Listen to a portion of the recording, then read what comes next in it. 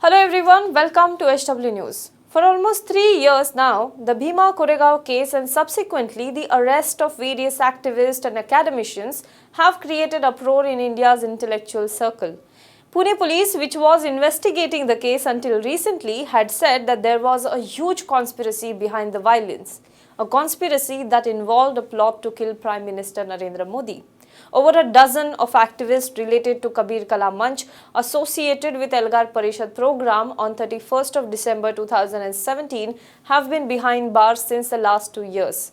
Some face charges as stringent as UAPA, many have been denied bail as well. The case, however, has now taken a new turn.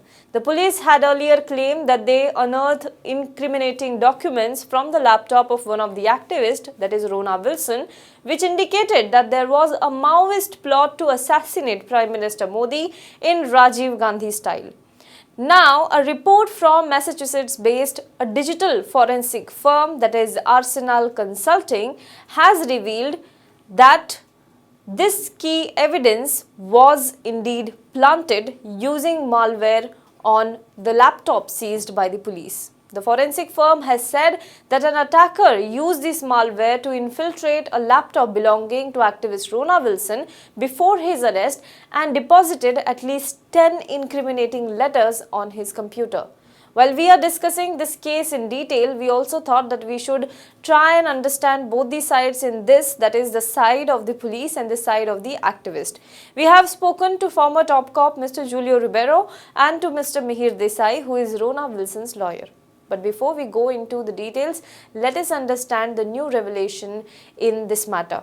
The letters in question here have been used by the investigating agencies to implicate Wilson and 15 other human rights activists arrested in the ongoing Elgaar Parishad case of 2018. Last year, on July 31st, the firm, that is Arsenal Consulting, was approached by Wilson's defense team to examine the electronic evidence which forms the basis of this entire case. Arsenal Consulting is a team of digital forensics consultants and software developers which provides computer forensics and information security services to law firms, corporations and government agencies. It released a report yesterday claiming that the evidence, that is the letters, 10 such letters were planted in the laptop of Rona Wilson at least 22 months before he was arrested. The report said that the attacker responsible for compromising Wilson's laptop had extensive resources including time, and it is obvious that their primary goal were surveillance and incriminating document delivery. Arsenal's report also gives a detailed account of the cyber attack. It says that one afternoon in June 2016, Wilson received several emails that appear to be from a fellow activist he knew very well. The friend urged him to click on a link to download an innocuous statement from a civil liberties group. Instead, the report says the link deployed NetWire, a commercially available form of malicious software that allowed a hacker to access Wilson's device. Arsenal discovered records of the malware logging Wilson's keystrokes, passwords and browsing activity as well. It also recovered file system information showing that the attacker created the hidden folder to which at least 10 incriminating letters were delivered, and then there was an attempt to conceal these steps. The letters were created using a newer version of Microsoft Word that did not exist on Wilson's computer. Arsenal found no evidence that the documents or the hidden folder were ever opened. Mark Spencer, who is Arsenal's president, called the attack very organized and extremely dark in the intent, and the team spent at least 300 hours on analyzing it. Now, this latest revelation has posed serious questions about the credibility of the letters that the investigating agencies have used to implicate Wilson and several other activists. In light of this, we spoke to former top cop who has had an illustrious career as Mumbai Commissioner, DGP of Gujarat and DGP of Punjab, Mr. Julio Ribeiro, and lawyer of Rona Wilson, Mihir Desai, and here is what they have to say. So my first question is, whenever such investigations are undertaken, such documents are unearthed, what is the procedure that is followed by the police? I really don't understand much about technology. In fact, I know nothing of technology. And I've never come across a case like this. And I've never heard of the police planting evidence of this type. Not that the police always do the things the correct way, but I've never seen it done in a manner that you and the uh, people from Massachusetts say that it was planted. I'm really surprised. Oh, When this case was first unearthed, I was suspicious, so I talked to the police commissioner of Pune, and he had just taken over. He was not in charge when the investigation started. But I knew this gentleman very well, so I took my chance and I said, "Why is all this suspicion arising about the investigation?" And he said, "Well, I have seen the evidence, and I think it is fine." So I accepted what he said because I knew him as a person of integrity, and I had the occasion to deal with him, and he was always straight. And he had come, I agree, after the investigation was over and he had seen the evidence. But now, in view of what I heard now on the television yesterday, and the interview, particularly of that American gentleman who owns that agency, who looked, I mean, he spoke very straight, and I don't doubt his words at all. I think it is a very serious matter what has come to light, and I think it will change the whole way by which we look at police investigation. They will now come under the scanner each time. Even a straightforward investigation might be suspected, and it is very unfortunate for the Indian police that this should have happened. correct.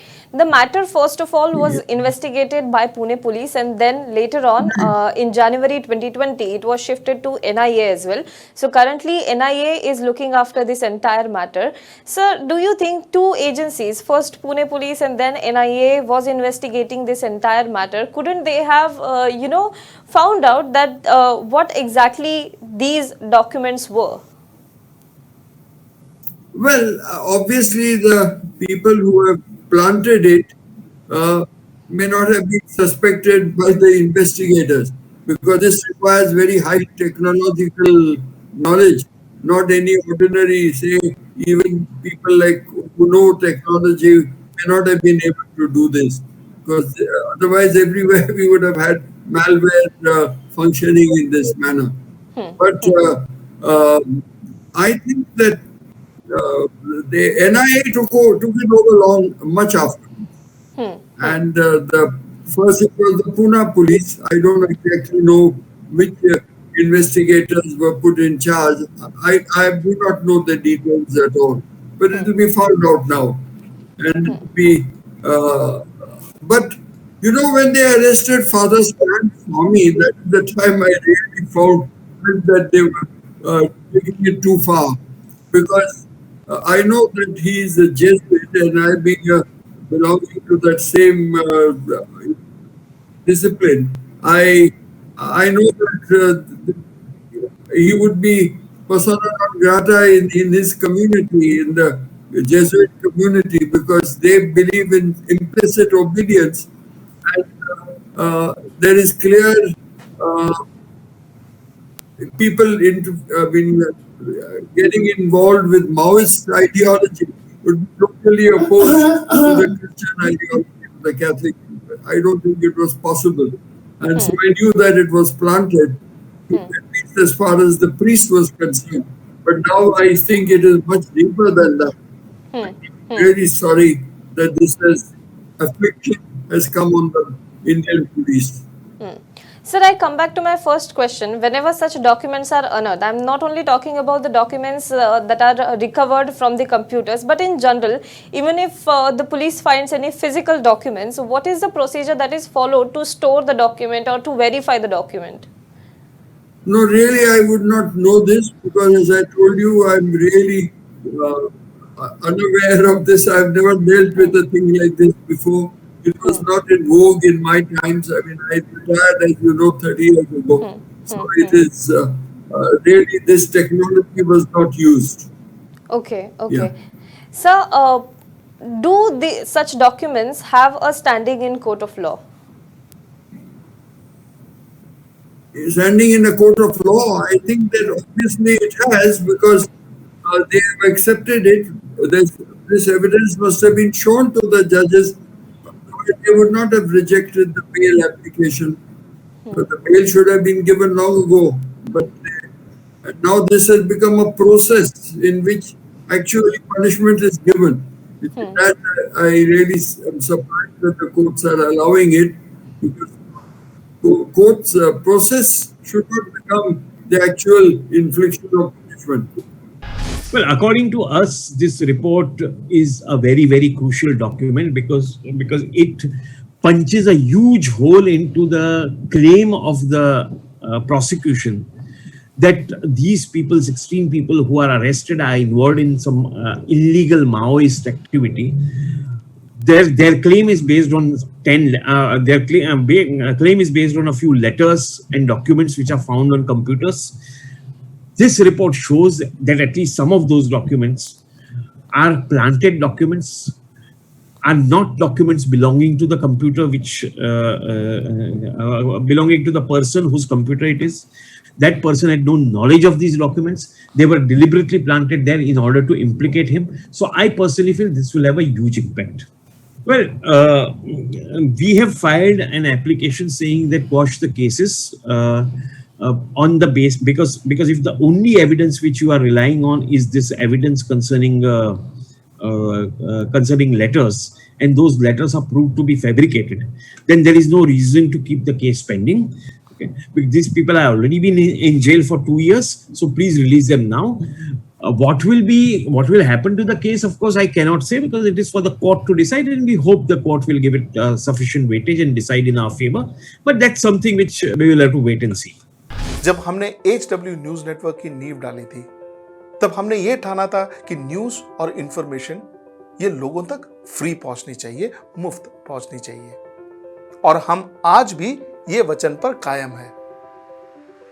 पर जैसे आपको मालूम है, news channel चलाने के लिए पैसों की जरूरत है, तो हमको सबको न्यूज फ्री पहुंचाने के लिए कुछ मेंबर्स और कुछ सपोर्टर्स की जरूरत है। जी हां, मेरी आप सबसे गुजारिश कि आप सब HW न्यूज हिंदी की मेंबरशिप को ग्रहण करें।